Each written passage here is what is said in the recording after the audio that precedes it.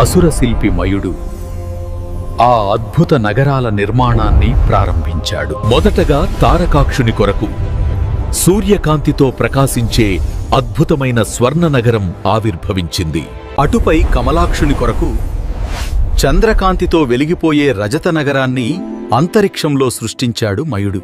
చివరగా విద్యున్మాలి కొరకు అభేద్యమైన దృఢమైన అయోమయ ఇనుప నగరాన్ని భూమి సమీపంలో సృష్టించాడు. ఆ 3 అభేద్యపురాలు స్వర్ణ రజత అయోమయాలు తమ తమ లోకాలలో ఆకాశ మార్గాన స్వేచ్ఛగా సంచరించసాగాయి. ఆ నగరాల బలంతో గర్వితులైన త్రిపురాసురులు ముల్లోకాలపై తమ ఆధిపత్యాన్ని చాటుకోసాగారు. వారి అభేద్యపురాలు లోకాలపై కారుమేఘాల్లా కదులుతూ సమస్త ప్రాణులలో భీతిని నింపాయి.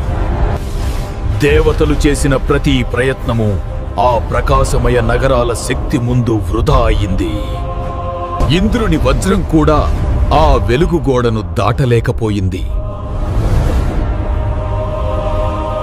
భూలోకంలో ఋషులు చేసే యజ్ఞ యాగాదులకు విఘ్నం కలిగించారు. పవిత్ర హోమగుండాలను అపవిత్రం చేశారు.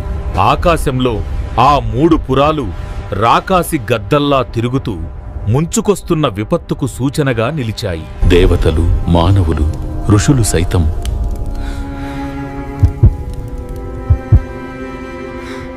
ఆ ప్రకాశమయ శక్తి ముందు నిశ్శబ్దమై భయానక కాంతిలో తలదాచుకున్నారు.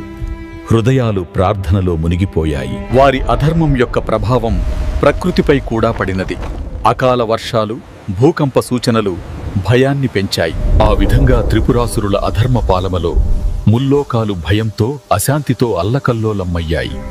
ధర్మం క్షీణించింది. త్రిపురాసురుల ధాటికి తట్టుకోలేక పరాజితులైన దేవతలు సృష్టికర్త అయిన బ్రహ్మదేవుడిని శరణు వేడటానికి బయలుదేరారు. పితామహ శరణు. త్రిపురాసురులు మీరిచ్చిన వరగర్వంతో ముల్లోకాలను పీడిస్తున్నారు.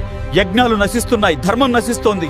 మమ్మల్ని రక్షించండి. దేవేంద్ర, మీ బాధ నాకు అర్థమైంది. కానీ ఆ వరం నా చేతుల మీదుగానే ఇవ్వబడింది. వారిని సంహరించడం నా పరిధిలో లేదు. దీనికి పరిష్కారం వేరే చోట వెతకాలి. దేవతలారా, నిరాశపడకండి. స్థితికారుడైన శ్రీ మహావిష్ణువును ఆశ్రయిద్దాం. ఆయన తప్పక ఒక ఉపాయం చెప్పగలడు. పదండి, వైకుంఠానికి వెళ్దాం. బ్రహ్మదేవుని మార్గనిర్దేశనంలో దేవతలందరూ నూతన ఆశతో స్థితికారుడైన శ్రీ మహావిష్ణువు దర్శనం కోసం వైకుంఠానికి బయలుదేరారు.